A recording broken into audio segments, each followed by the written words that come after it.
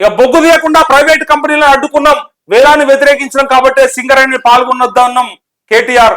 రాష్ట్ర ప్రయోజనాలను కాంగ్రెస్ దెబ్బతీస్తుంది, రేవంత్ బట్టి కిషన్ రెడ్డిని తెలంగాణ సమాజం క్షమించదని వ్యాఖ్య అంటూ సింగరేణిని దారుణాతి దారుణంగా అధ్వానమైన పరిస్థితులకు నెట్టివేయబడిందే ఈ కుటుంబం వల్ల.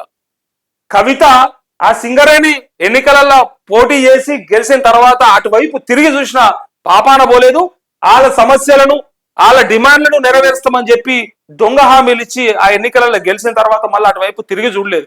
వాళ్ళందరినీ తీసుకుపోయి ప్రగతి భవన్ కు తీసుకొచ్చింది, సింగరేణి కార్మికులను లేకపోతే నాయకులను అందరిని తీసుకొచ్చి గెలిచిన తర్వాత. వాళ్ళకైతే చెవులలో తేనె పోసినట్టు చెప్పిండు ఆ రోజు. మీకు కావాల్సినటువంటి కారుణ్య నియామకాలు కావచ్చు, లేదంటే మీ డిమాండ్లు కావచ్చు, మీ ఆరోగ్య భద్రత కావచ్చు, మీ ఇన్సూరెన్స్ పెంచడం కావచ్చు, లేదంటే మీ జీతభత్యాలకు సంబంధించి కావచ్చు అని చెప్పి పెన్షన్ విధానం కాడికెళ్ళి మాట్లాడిన కేసీఆర్ ఒక్కటంటే ఒక్క హామీ కూడా నెరవేర్చలేదు సింగరేణి కార్మికులకు ఇచ్చినటువంటి ప్రధానంగా హామీలు మాత్రం. ఎందుకంటే ఆ రోజు టిఆర్ఎస్ హయాంలా టిఆర్ఎస్ ప్రతినిధిగా కవితను నిలబెట్టి కవితను గెలిపించుకున్న తర్వాత మరి ఈమెయితే మాకు న్యాయం చేస్తుందని చెప్పి ఆ రోజు ఆమెను గెలిపించి పంపిస్తే తీరా ఆమె వచ్చి చేసింది ఏంటంటే ఇక్కడ ఏం పని, లిక్కర్ స్కామ్ లా బిజీ అయిపోయింది.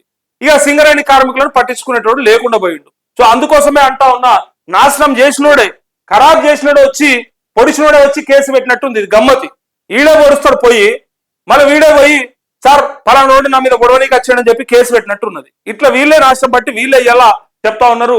ఇలా ఎవరికి సమాజం క్షమించదో తెలిసిపోతా ఉంది, ఎవరు జైల్లోకి పోతున్నారో తెలిసిపోతా ఉంది, ఎవరు తప్పులు చేసిరో తెలిసిపోతా ఉంది. ఇక బొగ్గు గన్ల వేలంపై బీఆర్ఎస్ డబుల్ గేమ్. అప్పట్లో సన్నిహితుల కట్టబెట్టి ఇప్పుడు గగ్గోలు చూసారు కదా. 2015లోనే తాడిచెర్ల బ్లాక్ ను ప్రైవేట్ కంపెనీకి ఇచ్చిన నాటి సర్కారు. ఎప్పుడో అప్పుడేమో తాడిచెర్ల బ్లాక్ ఇస్తవి, ఆ బ్లాక్ ని ప్రైవేట్ కంపెనీకి ఇస్తవి. ఈ రోజు ప్రైవేట్ కు ఇవ్వకుండా అడ్డుకున్నామని ఇక్కడనే చెప్తివి. ఈయన ఉందా, వేలాన్ని వ్యతిరేకించడం కాబట్టి సింగరేణిని పాల్గొనొద్దన్నామని చెప్పి ప్రైవేట్ కంపెనీలు అడ్డుకున్నాం. మరి ఇక్కడ ఏం కనబడుతుందిగా, 2015 ఈ బ్లాక్ ఎవరికి ఇచ్చినావు నువ్వు?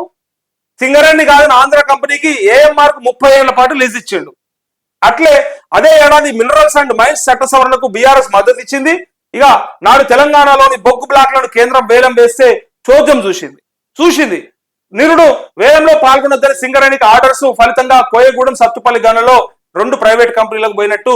ఇక బీఆర్ఎస్ చేసిన దొంగ పనులేమో ఇట్లా ఉంటాయి, చెప్పేటి నీతులేమో గట్లా ఉంటాయి.